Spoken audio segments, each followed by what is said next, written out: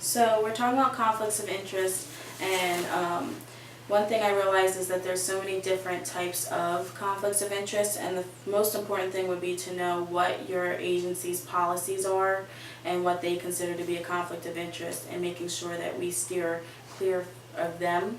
And the other things would be, sometimes we work in the areas that we've been in our whole lives, and we could have a connection to youth and families, whether it's living in the same neighborhood, we went to the same church, we've worked with them in the past, we volunteered with them, so many different things that can come of that. And just knowing that we all come with life experience, there might be parts of our past that come up when we meet a family.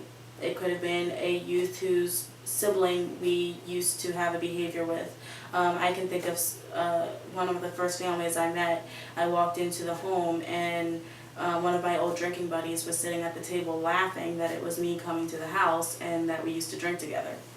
I had to tell my story to that family and explain, there was a point in time in my life where I was struggling with drinking, but this is where I'm at now, and whether or not they were comfortable with moving forward. And it actually worked out really well for engagement with that family, that I knew someone they knew. And they didn't judge me for the choices I had in the past, and it worked. But I think in some situations it wouldn't have worked as well, and it would have been the family's choice on how they felt about it.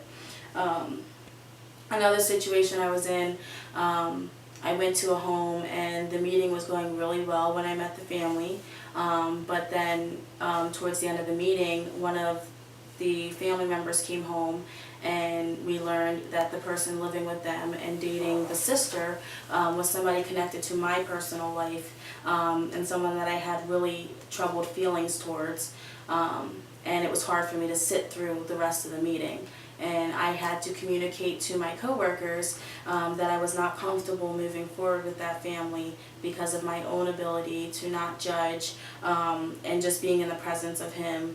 And also thinking about, if my cousin had found out that I was working with that family, she would want to know a lot of information, or she would become angry if she found out and I hadn't told her.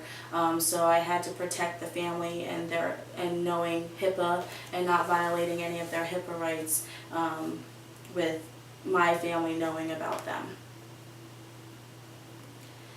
That's all I can think of. Okay, what about